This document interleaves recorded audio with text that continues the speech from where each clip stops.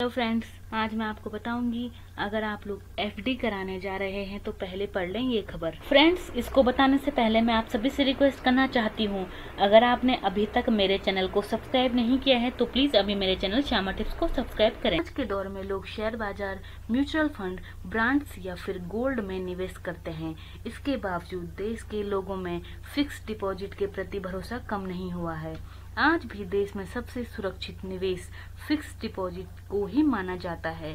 कम समयावधि, बेहतर रिटर्न और अच्छी ब्याज दर के कारण फिक्स डिपॉजिट लोगों के बीच लोकप्रिय है। हालांकि फिक्स डिपॉजिट में म्यूचुअल फंड जितना अच्छा रिटर्न नहीं मिलता है, फिर भी एफडी सबसे सुरक्षित विकल्प माना जाता है। नई पीढ़ी में एफडी को लेकर तमाम शंकाएं हैं।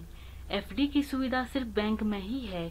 क्या एफडी के ब्याज पर टैक्स लगता है? तो इन सभी शंकाओं के समाधान की जानकारी हम आपको अब आगे बताएंगे।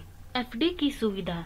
एफडी को लेकर एक बड़ी बात यह भी है कि ये सुविधा सिर्फ राष्ट्रीयकृत बैंक, प्राइवेट सेक्टर के बैंक या फिर NBFC यानी नॉन बैंकिंग फाइनेंशियल कंपनियों की जारी कर सकती है। पर ऐसा नहीं है।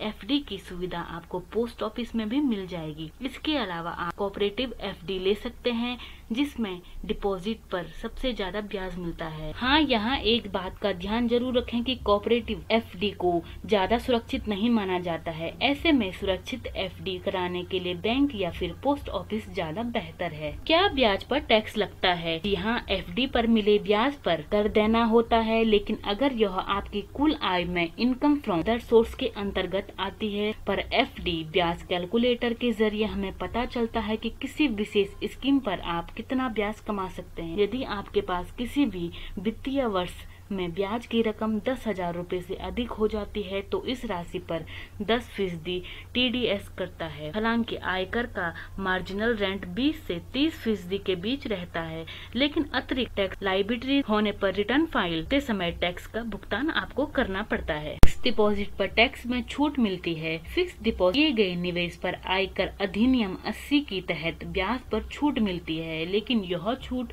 सिर्फ उन फिक्स डिपॉजिट पर मिलती है जो 5 साल की समयावधि के लिए खुलवाए गए हैं। अब अगर आपको फिक्स डिपॉजिट में ब्याज पर छूट का लाभ उठाना है तो आपको ऐसी स्कीम का चयन करना चाहिए जो टैक्स बचाने का विकल्प दे सके आपको। क्या एफडी में मिलता है ज्यादा रिटर्न? आमतौर पर देखा गया है कि लोगों में यह धारणा है कि एफडी में ज्यादा ब्याज मिलता है, इसीलिए रिटर्न भी ज्यादा ही मिलेगा। एक हद तो ये सही है, लेकिन यह केवल उसी स्थिति में है जब एफडी अपने पूरे समय के लिए जमा रहे, उसे बीच में न तुड़वाया जाए। कई बार एफडी में 1 साल या 18 महीने में जमा रकम को कुछ फीसदी हिस्सा निकालने की छूट दी गई होती है। ऐसी स्थिति में एफडी तोड़ने पर पूरा लाभ नहीं मिल पाता है। क्या पहले निकाल सकते हैं एफडी का पैसा?